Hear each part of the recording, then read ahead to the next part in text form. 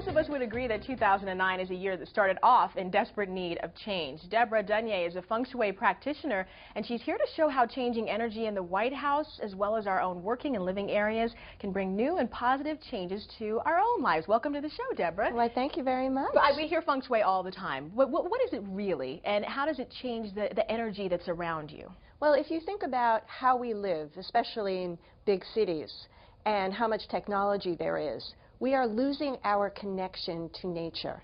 And in Feng Shui, what we do is bring in that energy inside into our environment and try to enhance the good energy, which would be the Sheng Qi, and kind of eliminate and contain the Sha Qi, which would be the negative energy. And someone who needs positive energy right about now is our president, and you've got some recommendations for him as well. You say that he should use the East Room for entertaining. Why the East Room?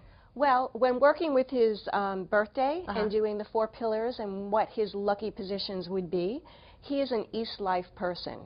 And as an East Life person, the most supporting directions for him would be the East, the Southeast, the South, and the North. And you mentioned the numbers. Is that he was born with the year ending in a 1? In a 1, right. As for a male, that would mean that he is an East Life person. We're either East or West. All right, he's got a little more house cleaning to do, according to you, because you say that he should also change the doorknobs or wash them with warm water and sea salt solution. What's that all about? I mean, in reality, the doorknobs in the White House, I'm sure, are very special, and we're not going to kind of unscrew them and take them out. But sea salt and warm water will neutralize the energy. And as we know, there's a long history of all kinds of energy in the White House.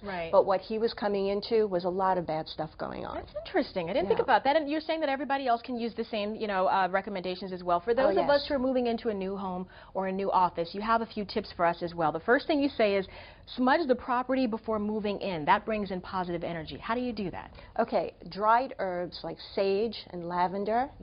An old American Indian custom would be to take sage, light it, and then the smoke to kind of circle around like this and to get rid of the evil spirits. What we do is to use this just to change the energy, and you can do this at any time. Things are not going so great at home. Slide it up a little bit. Also, the positioning of our bodies in our rooms. You say that we should have our back against the wall, and if you don't have a wall there, put a plant or a tree or something? Yeah, you can put a tree or a screen. Especially, so many of us are working in home offices, especially right now. What we need is support. What we call the black turtle would be a wall behind us to support us in the work that we're doing. Okay, see, I always thought I sat with my back to the wall to make sure I could see who's coming in there, but there's a different reason. You also say that we should play our favorite music as we move into our new home, and then aromatherapy, the different scents, help out as well, right? Yes, it does. Anything that changes the energy, and we are energy, and everything in our world is energy, and in order to kind of cleanse the palate, play that wonderful music. The vibrations change things. Light that wonderful aromatherapy candle that makes you feel good, and it's going to change things for you. Have you been to the White House? Oh, yeah. You have been there? Okay, so my memo to the president.